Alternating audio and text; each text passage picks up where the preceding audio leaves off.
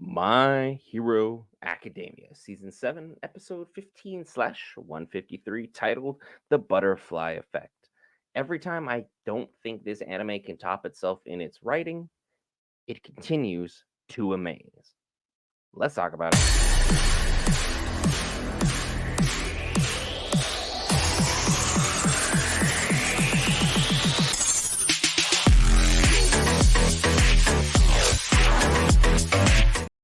All right, guys, Brent here back with Grants. Cover all things Marvel, DC, Lord of the Rings, anime, gaming, Star Wars, and more. This time, My Hero Academia. And friendly reminder: the 1,000 subscriber giveaway will be announced in the coming days. Stay tuned for that.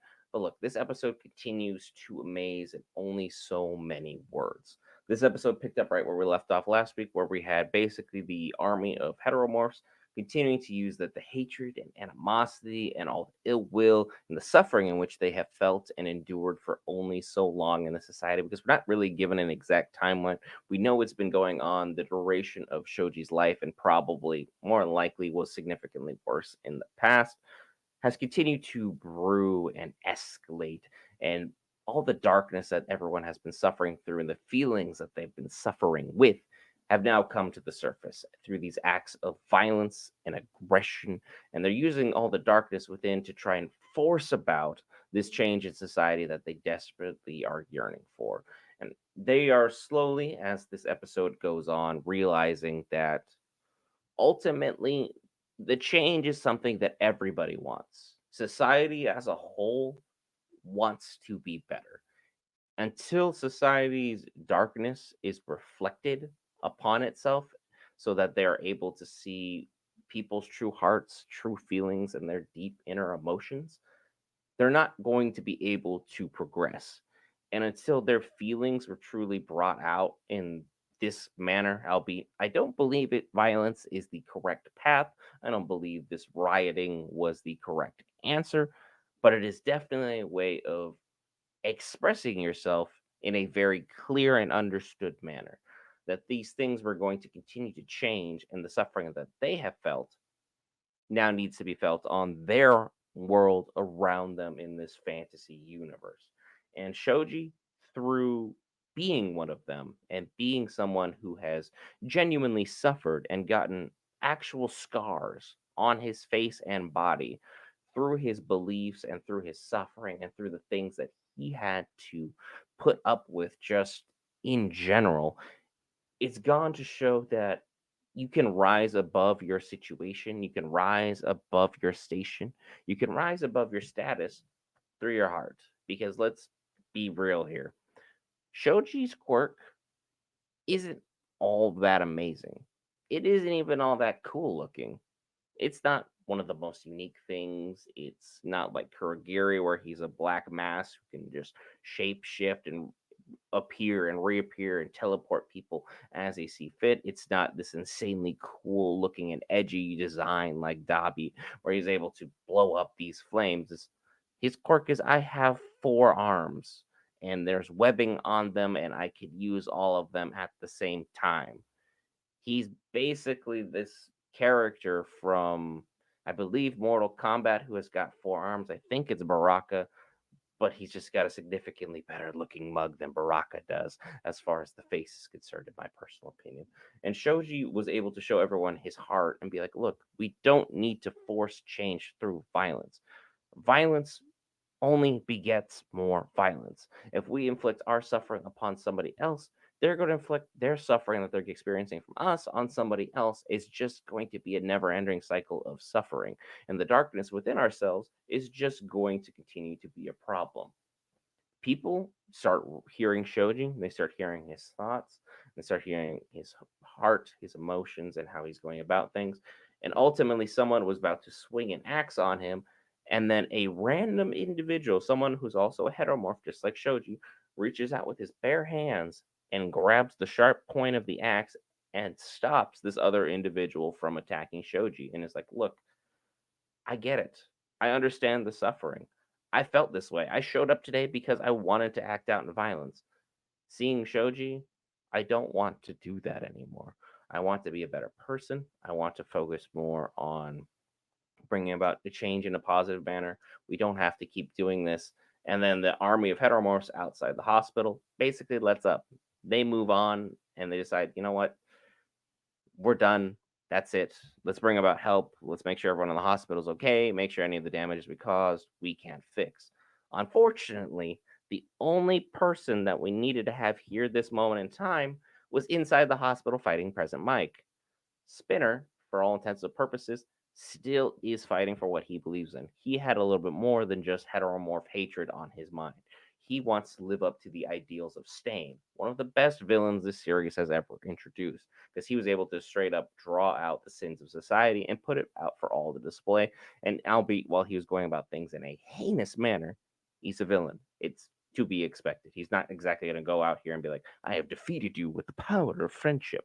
No, it's going about things in a dark and gory manner. That's what Stain was about. Spinner, being someone who idolizes Stain and basically cosplays as him as he's running around causing the effects that he wants to have happen, and the fact that his friendship with Shigaraki has changed him and given him an extra drive and basically the ability to go plus ultra, but for evil, has made things significantly worse for anybody and everything within that party station or ideology. He was able to, after he was getting got yelled at by President Mike, knocked on almost unconscious, rise above, grab one of Shigaraki's hands that was laying there, which had a device to help amplify powers, slap that son of a gun right on Kurogiri's face, and Kurogiri is now activated. Kurogiri, if we're not all familiar or not remembering, has the ability to transport and create portals to move people from one place in society on over to another place. Basically, he'd take anybody over from the Camino area where Dobby was going and bring them to any other battlefield that they chose, and so on and so forth, and just be able to have that Doctor Strange circle power where you create a circle, people come on through, and people go on out. It's just a perfect way of fast traveling whenever anybody is nearby, including enemies. Nice little Skyrim reference for those who understood that one. Kurogiri being activated then caused a whole simultaneous butterfly effect, the title of the episode, where now the villains are being moved to where All for One wants them to be. All for One, as we all remember, is on the battlefield facing off against Endeavor and Hawks after he's activated Ares' powers, and he's young and powerful and back in his absolute prime. But as we saw, the portals start opening up directly behind Hawks and behind Endeavor. Behind Hawks opens up a portal where Twice appears, someone who we all know is no longer with us, someone that Hawks himself put a sword directly into his back and ended his life directly in front of Toga, causing this horrific chain of events that we call the butterfly effect. Because of one action, all these ripple effects happened. She was able to get the blood of Twice, and now is able to use his power because that's how Toga's quirk works. And she created a giant army of Twices, which imagine basically an army of Deadpools running around inside this battlefield and making things go from bad to worse for the heroes as they still are trying to figure out how to deal with All for One. On top of that, yet another portal opens and only blue flames emanates. So my favorite villain, Dobby, makes an appearance right in front of his own father and is like, "Hey, how are you, Dad? I believe we have some unfinished business to settle up." So now we have Dobby facing off against his father.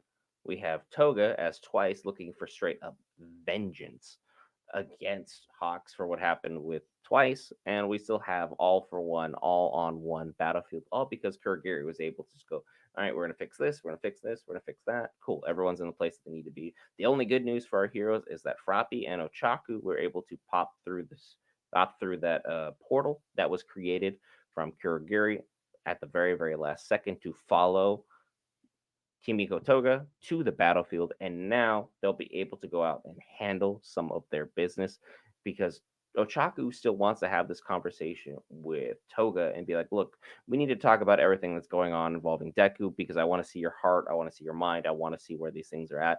And by talking about romance, as she calls it, she'll be able to ensure what is kind of going on overall. So it's going to be an insane battle next week. This entire episode focused more on the verbalization and the internal battles within.